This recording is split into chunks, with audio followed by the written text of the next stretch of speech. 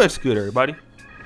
It's your boy, O'Shea Duke Jackson, back at it again with another episode of The Celebrity Junk. Guys, a Houston pastor has went viral for having a harsh conversation with women.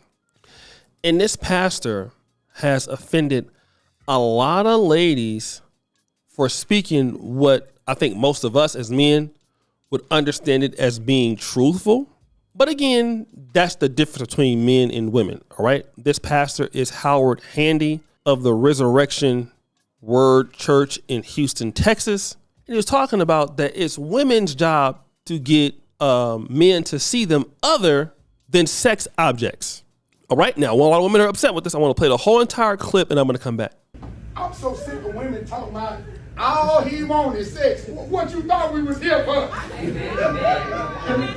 A man does not want sex, a man needs sex. Yeah. Right. And there's a difference. Per 1 milliliter of sperm is between 50 and 200 million sperm cells in 1 milliliter. The potential between 50 million and 200 million people swimming around in 1 milliliter. Come on. And God has created a man to dispel that seed. Furthermore, it's the woman who have to take a hiatus off every month from sex, not the man. A man can stay on from the time he living to the time he dies. What I'm trying to tell you is, if you put a worm in the water, if you put a hook in the water, you don't put no worm on it, you don't get no fish. Come on. You know what God put on y'all? Breasts, booties, thighs, lips. That's the worm on the hook. The first thing we see when you see you. Ain't no man in history ever saw a woman across the room and said, oh my God, her heart is sparkling. Every man is attracted to a woman sexually. Uh-oh. It's your job to show him that there's more to you than what's on the hook. It's your job to show him that you got something in between your ears. It's your job to show him that you're not as easy like everybody else. How do y'all want us to do the work for you? I just want a man to see me for my inside when you're going to be waiting for the rest of your fool life. Because ain't no man going to see you for your inside till you show him the inside. We are attracted to a woman for what we see. Period, point blank. Get over it. Y'all come out sleepy, pasties on here and all this stuff, and then don't want nobody to look at you, don't want nobody to sexually objectify you. Why? Amen. What you thought we was going to do? What you put it on for if you want to be objectified by? If you don't want to be identified by your breast and your tail and all that stuff they do, why are you advertising it? And then get mad when we pull up to the bar wanting to buy it. A man's not naturally sensitive to your feelings anyway. So he wants what he can get from you anyway. Amen. So then you'll go do it. Now it's all about liberation and about freedom of expression. What are you expressing? Exactly. Come on, I'm tired of y'all lying to yourself. I dress like this for me, you dress like that for you lie.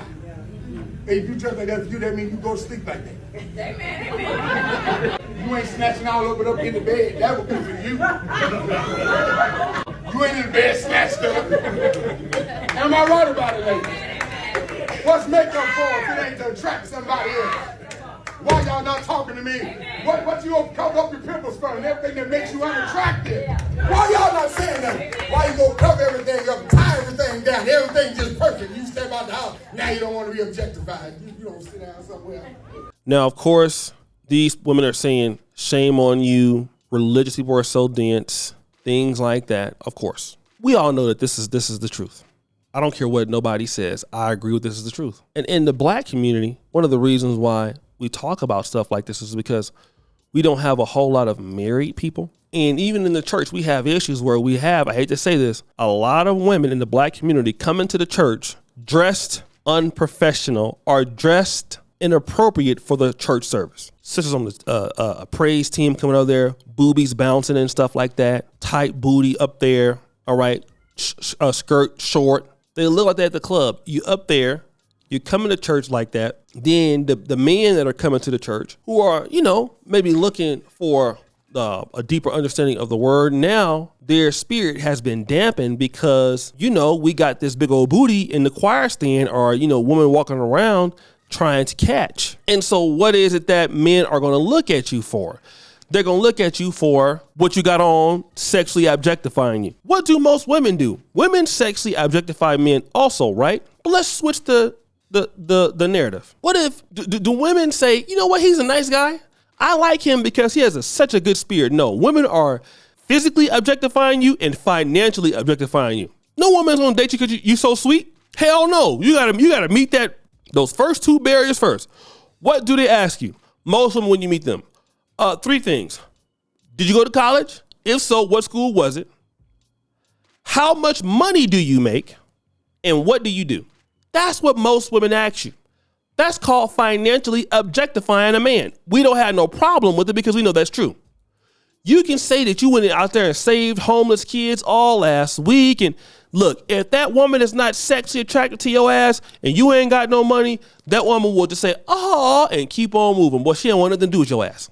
I can tell you as sure as I'm black. Now, but if you say the same thing, and it's up to you to prove to the woman that outside of you having a lot of money and everything like that, you actually are a nice guy. You actually are something else to be trusted.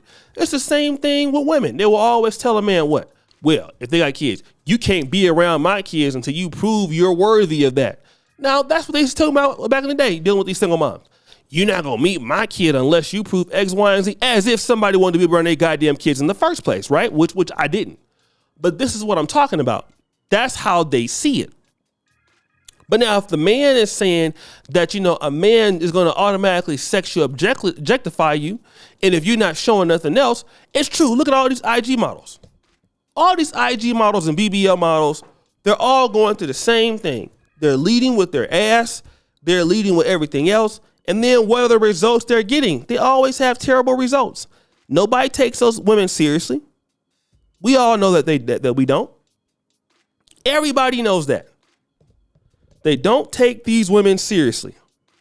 These women are beautiful, and all they do is show, what they look like, what they got, booty, breasts, and that's it. Not doing anything else. So then, if that's what you're showing a man, a man not gonna keep you because why? You have too many women out there who have better intangibles. You have women who are pretty and who got a better attitude. All right. Now, being pretty is one thing. Having a great attitude is everything. But again, we understand it's going to take being pretty first. Okay. It's going to take being pretty first for most men or whatever. But for women, they don't want no broke man. You got to have all these things going for you, doing all that X, Y, and Z. But we get that as men. We don't have no problem with that as men. Why do they have problem with that as women? And what the man is trying to do is trying to prepare his congregation for being out there being used by some man.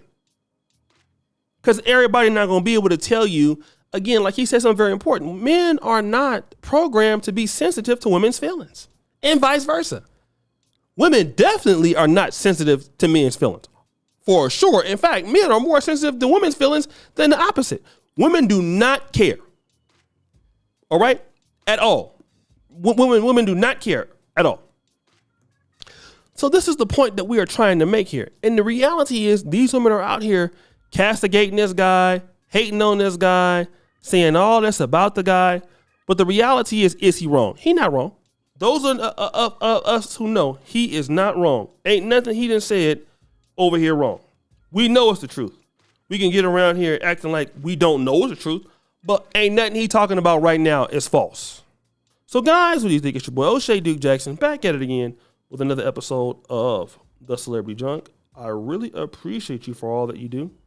Subscribe, hit the bell. We're out.